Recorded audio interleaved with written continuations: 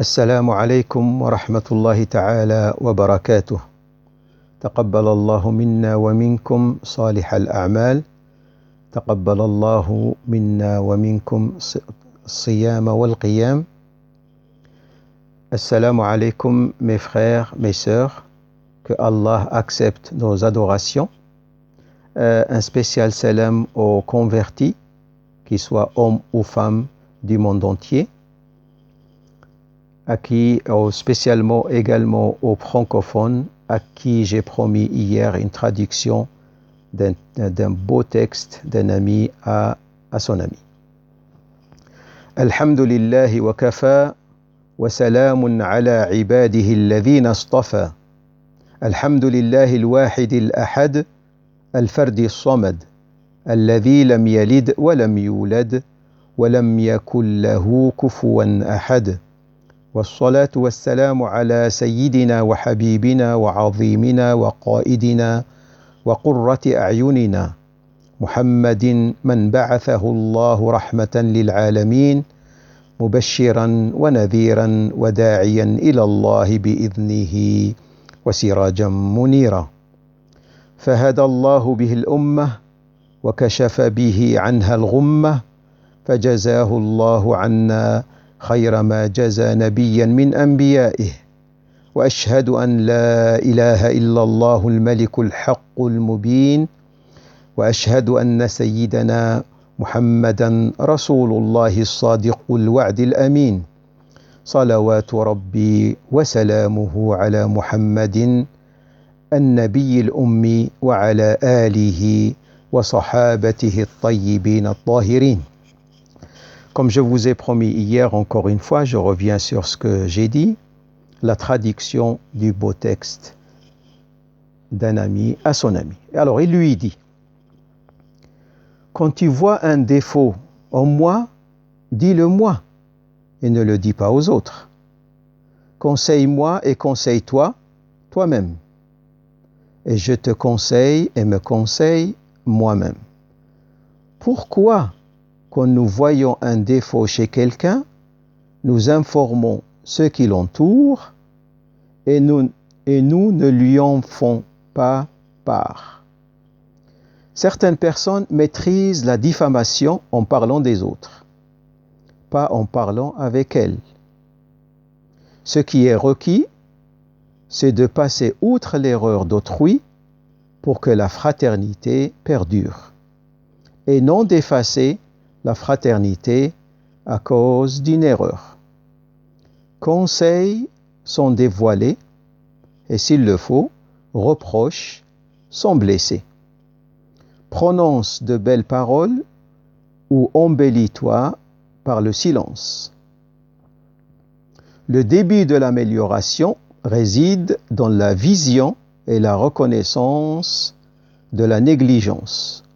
Alors ne débat pas dans le fallacieux et ne prononce que le bien.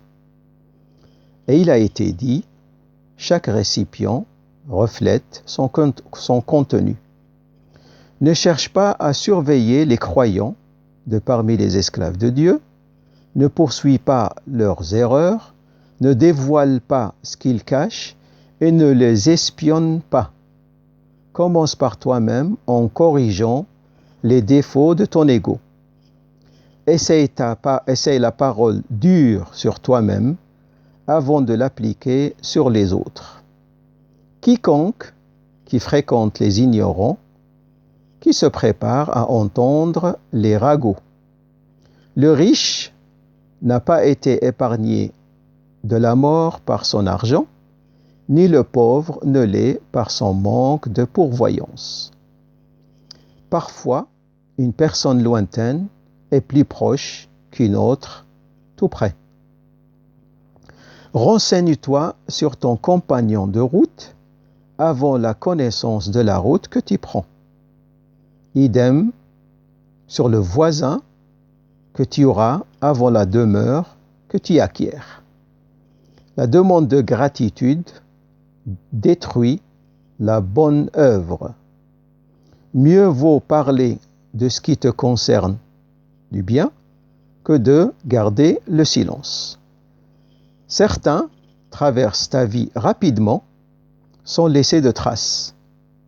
Certains implantent le sourire dans ton cœur. D'autres laissent 1001 blessures en toi qui sont difficiles à guérir, ou à soigner, ou à effacer. Essaye de fréquenter ceux qui dégagent des odeurs sublimes et éloigne-toi des épines qui ne t'apportent que des nuisances. Voilà, j'espère que vous partagez avec moi ces bons conseils, que chacun de nous médite un petit peu par rapport à ce que cet ami a dit à son autre ami. Et comme je vous ai promis dès le premier soir, on va continuer de parler de Ramadan. Et puis aujourd'hui, j'aimerais vous parler sur les lois du jeûne. Et il y a aussi, figurez-vous, il y a des jours qu'on n'a pas le droit de jeûner. Les jours qu'on ne peut pas jeûner, le messager de Dieu nous a appris qu'il est interdit de jeûner le jour de la fête de la fin du jeûne du mois de Ramadan.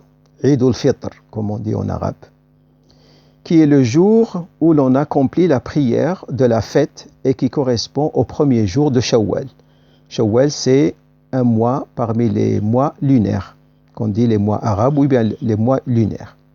Il y en a aussi 12. Il nous a également enseigné qu'il est interdit de jeûner le jour de la fête du sacrifice, Eid al-Fitr, qui est le jour où l'on accomplit la prière de la fête et qui correspond au 10 du mois de Dhul Hijjah.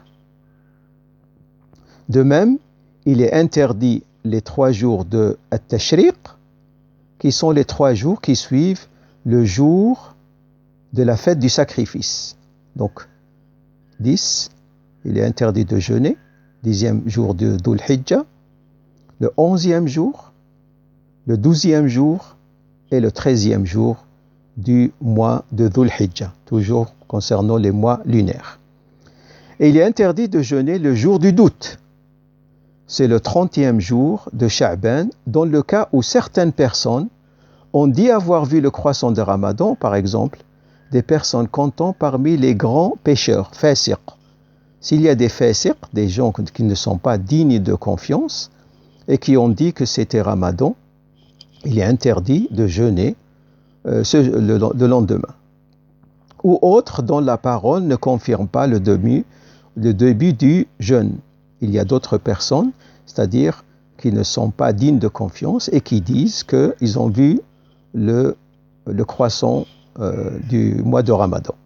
À ce moment-là, il est interdit de jeûner le lendemain. Il est également interdit de jeûner la deuxième moitié de Sha'ban. Il n'est donc pas permis de jeûner, sauf si son jeûne est relié avec un jeûne qui le précède. Ou si on jeûne par rattrapage. Là, on peut jeûner. Par vœu également, on peut jeûner, nadr, comme on dit, ou par wird, comme celui qui jeûne le lundi et le jeudi de chaque semaine toute l'année.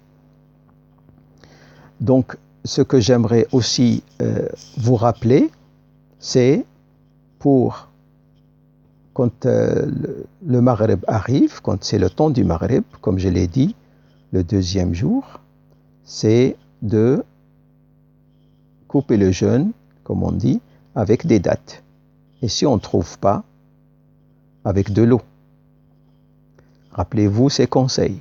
Également, dès que le Maghreb rentre, on ne tarde pas. On coupe son jeûne tout de suite. Et puis également, aussi, de faire le suhour. Donc ça, ces conseils, vraiment, si on les applique, on est vraiment dans les biens. On fait le suhour, on le tarde le plus tard possible, avant le Fajr, bien sûr, prendre ses précautions, comme on dit, et puis faire le suhour. Il y a vraiment pour le jeûneur, il y a quelque chose qu'il n'a pas dans les autres jours. Croyez-moi, c'est par expérience. Il y a dans certains pays, il fait chaud, et puis les gens s'étonnent que les gens peuvent jeûner sans difficulté. Eh bien, c'est une question d'habitude et c'est une question de loi et d'application. Donc, une fois qu'on applique l'islam, croyez-moi, les difficultés deviennent faciles. Dans beaucoup de cas, expérience faite. Donc, ne pensez pas que les difficultés concernant les musulmans, c'est quelque chose qu'il faut absolument, comment dirais-je, les difficultés. On vit avec les difficultés. C'est-à-dire que pour le musulman, qu'il soit dans les difficultés ou dans l'aisance, s'il est dans l'aisance et il remercie Allah, il est récompensé. Et s'il est dans les difficultés, il patiente pour Allah et il est dans le bien. Donc encore une fois, ne pensez pas que les difficultés, c'est quelque chose, concernant le musulman, c'est quelque chose de mal. Absolument pas. Voilà, pour aujourd'hui, j'arrive à 11 minutes. J'essaie de maintenir ce cap de 10 à 15 minutes. تقبل الله منا ومنكم صالح الأعمال. تقبل الله طاعاتكم. تقبل الله صيامكم. كل عام وأنتم بخير. وإلى لقاء آخر إن شاء الله. Donc au plaisir de vous revoir, Inch'Allah, demain. Je vous dis صحة سحوركم. Je vous dis بالصحة السحور. Je vous dis bon appétit et au plaisir et à bientôt. Assalamu alaikum.